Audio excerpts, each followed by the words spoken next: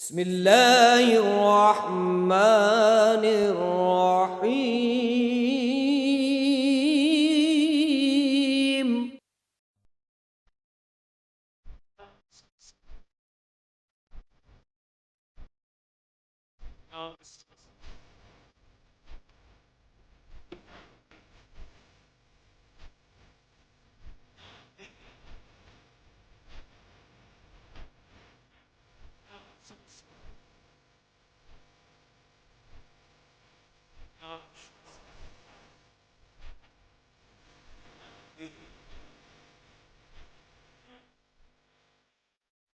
ذالک الکتاب لا ریب فیہ صدق اللہ مولانا العظیم ان اللہ وملائکتہ یصلون علی النبی یا ایھا الذین آمنوا صلوا علیہ وسلموا تسلیما اللہم صل علی سیدنا محمد وعلی آل سیدنا محمد وسلم۔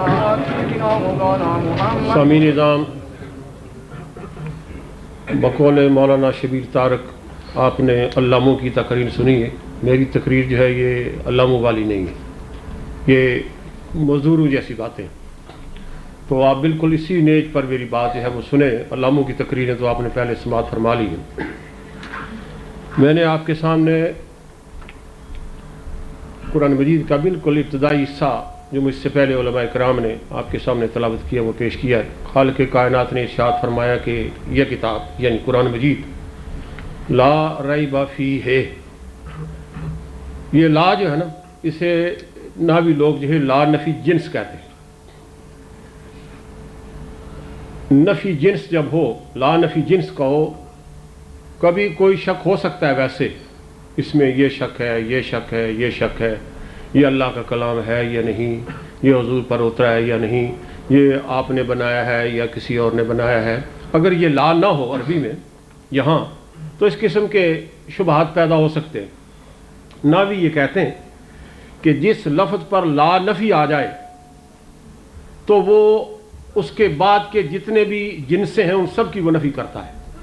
لا ریبہ کسی قسم کا، خواہ کوئی ناوی اس پر اعتراض کرے، صرفی اعتراض کرے، منطقی اعتراض کرے، فلسفی اعتراض کرے، ماہر لسانیات کرے، کوئی سائنسدان کرے، لیکن قرآن کہتا ہے، رب کریم ارشاد فرماتا ہے کہ لا ریبہ فیہ ہے، اس کی صداقت میں، اس کے نزول میں، نلہ ہونے میں لا ریب فیہ کسی قسم کا کوئی شک نہیں۔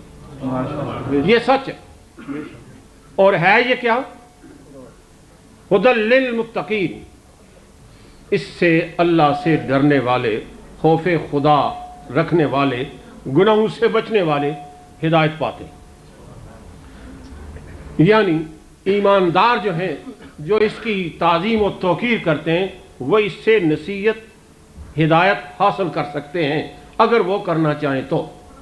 دوسرے مقام پر خالق کائنات نے ارشاد فرمایا کہ ہدی للناس، یہ سب لوگوں کے لیے ہدایت کا سامان ہے۔ اس میں ہدایت تو سب کے لیے ہے، لیکن اس سے ہدایت وہ اخذ کرتے ہیں ہدی للمتقین جو اللہ سے ڈرتے ہیں۔ یہ قرآن مجید آج آپ کا اس مجلس میں آپ اس کا جشن منا رہے ہیں۔ حافظ صاحب نے رمضان بھر میں اس کی تلاوت کی، اور آج وہ قرآن مجید مکمل ان میں تلاوت آپ کے سامنے فرما دیا۔ اس خوشی میں یہ محفل منعقد ہے۔ قرآن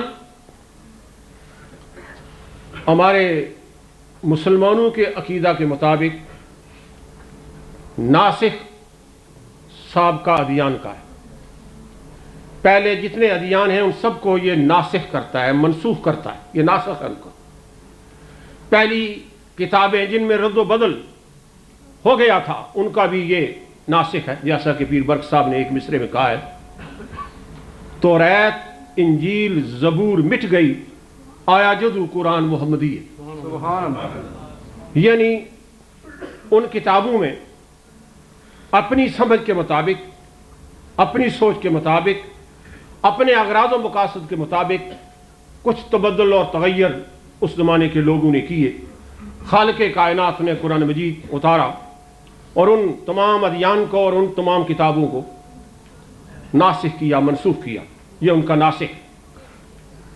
قرآن میں بڑی برکات ہیں، اس میں بڑی خوبیاں ہیں، اس میں بڑے فضائل ہیں۔ خالق کائنات نے رمضان شریف کا تعارف جب کیا تو اس رمضان کی وجہ سے کیا، فرمایا شہر رمضان الذی انزل فیہ القرآن۔ سبحان اللہ۔ رمضان شریف کے مہینے کا تعارف یہ ہے، اس کی پہچان اور شناخت یہ ہے، اس کی آئیڈینٹی یہ ہے کہ اس میں خالق کائنات نے قرآن مجید کو نازل کیا۔ اور پھر آج کی رات اس کا تعارف بھی خالق کائنات نے قرآن مجید کے نزول سے کیا۔ سبحان اللہ۔ انا، خالق کائنات ارشاد فرماتا ہے کہ ہم نے انا انزلناہ فی لیلۃ القدر، ہم نے اس کو اس قدر والی، اس بزرگی والی، اس شرف والی اور اس فضیلت والی رات میں لوح محفوظ سے آسمان دنیا کی طرف اتارا۔ سبحان اللہ۔ دوسرے مقام پر خالق کائنات نے ارشاد فرمایا وَنُنَزِّلُ مِنَ الْقُرْآنِ مَا هُوَ شِفَاءٌ وَرَحْمَةٌ لِّلْمُؤْمِنِينَ۔ سبحان اللہ۔ قرآن مجید میں سراپا شفا ہے اور مومنین کے لیے اس میں بڑی رحمتیں ہیں۔ ماشاء اللہ۔ یہ تو اس کے باطنی محاسن ہیں، اس کے اندرونی اس کی خوبیاں ہیں۔ جب یہ قرآن مجید اترا، جب حضور نے نبوت کا دعویٰ کیا تو اس وقت سرزمین عرب میں بے شمار دیوتے اپنے ہاتھوں سے بنائے ہوئے خدا موجود تھے۔ ہر شخص، ہر قبیلہ، ہر کنبہ، ہر خاندان اپنے ہاتھوں سے بنائے ہوئے خداؤں کی، دیوتاؤں کی پوجا کرتا تھا۔ خالق کائنات نے قرآن مجید اتارا اور ان سب کو آگاہ کیا قل هو اللہ احد۔ اے نبی اکرم صلی اللہ تعالی وسلم آپ فرما دیں کہ یہ معبودان باطلہ جنہیں تم سجدہ کرتے ہو، جن کے سامنے تم جھکتے ہو اور سر نیاز ان کے سامنے خم کرتے ہو، یہ حق خدا نہیں، یہ باطل ہے، یہ تمہاری مصنوعات ہیں، یہ خدا نہیں ہو سکتے۔ حقیقتاً اللہ احد، قل هو اللہ احد، آپ کہہ دیں کہ رب کریم جو ہے، خالق کائنات جو ہے، وہ صرف واحد ہے، ایک ہے، اکلا ہے، اس کا کوئی ثانی نہیں۔ لم یلد ولم یولد، نہ وہ کسی کا بیٹا، نہ اس کا کوئی اور بیٹا، اور نہ ہی اس کا کوئی ثانی، نہ ہی اس کا کوئی اور جیسا ہو سکتا ہے۔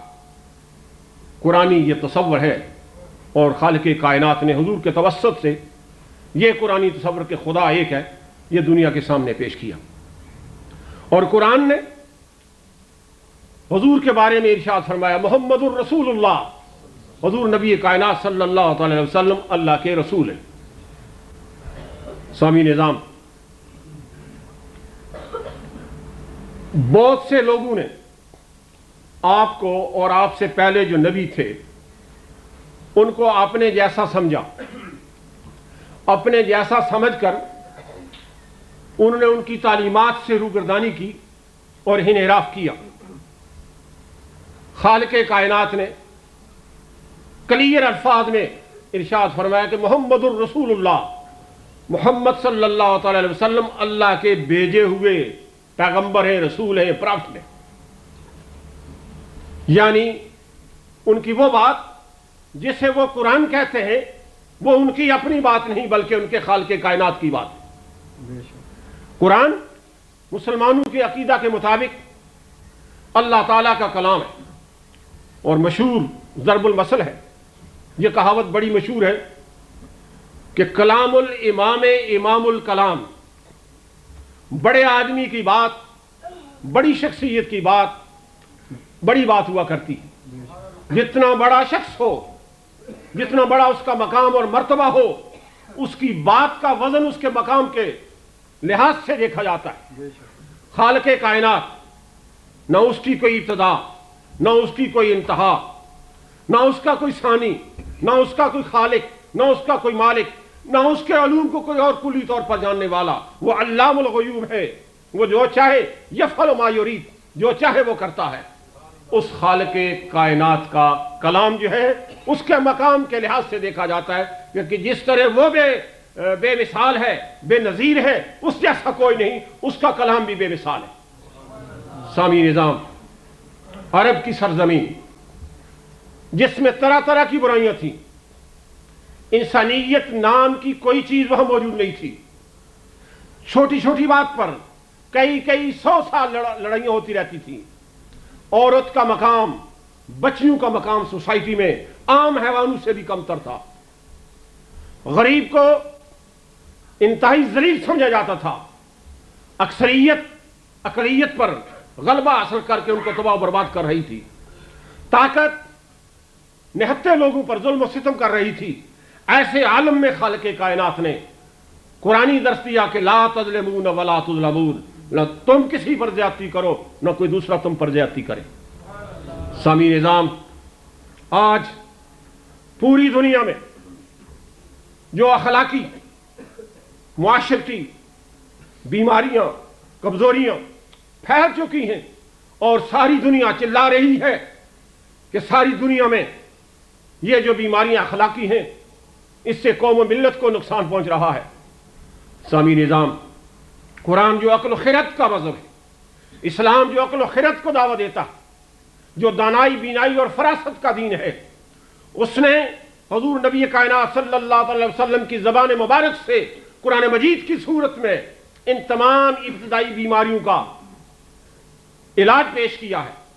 اور ہر وہ چیز جو مخرب اخلاق ہے، جو قوم و ملت کے لیے نقصان دہ ہے، جو انسانوں کے لیے مضر ہے اور اس کے اثرات خراب ہیں، شراب ہے، قرآن نے اس کی ممانعت کی. جوا ہے جس نے پورے معاشرے کو تباہ و برباد کر رکھا ہے، قرآن مجید نے اس کی مخالفت کی.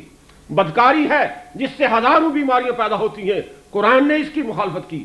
سامعین نظام، قرآن نے والدین کے حقوق کا خیال رکھا ہے. قرآن نے ہمیں یہ تعلیم دی ہے کہ قوا انفسکم وعلیکم نارا، کہ تم اپنے آپ کو بھی دوزخ سے بچاؤ اور اپنی اولادوں کو بھی دوزخ سے بچاؤ. سامعین نظام،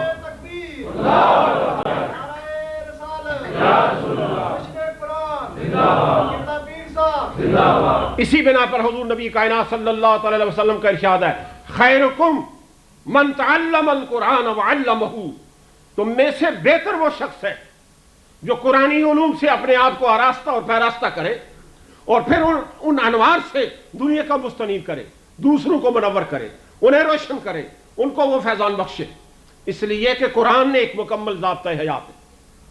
سامعین نظام، یہ بات ہر شخص، کسی حکیم کی بات ہو، کسی سائنسدان کی بات ہو، سائنسدان کی بات کو ہر آدمی جس کا علم معیاری نہ ہو وہ اس انداز سے سمجھ نہیں سکتا جس انداز میں سائنسدان نے بات کی ہو.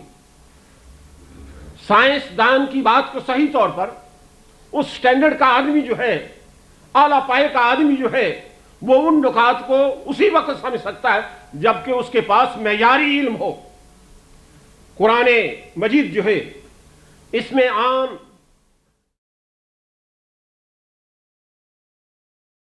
کا ذکر کیا ہے. رشوت خالق کائنات نے اس کا انتہائی شدت کے ساتھ رد کیا ہے. ظلم ہے، ظلم کے بارے میں خالق کائنات نے بار بار آگاہ کیا ہے کہ ظلم جو ہے یہ ایک بری بات ہے.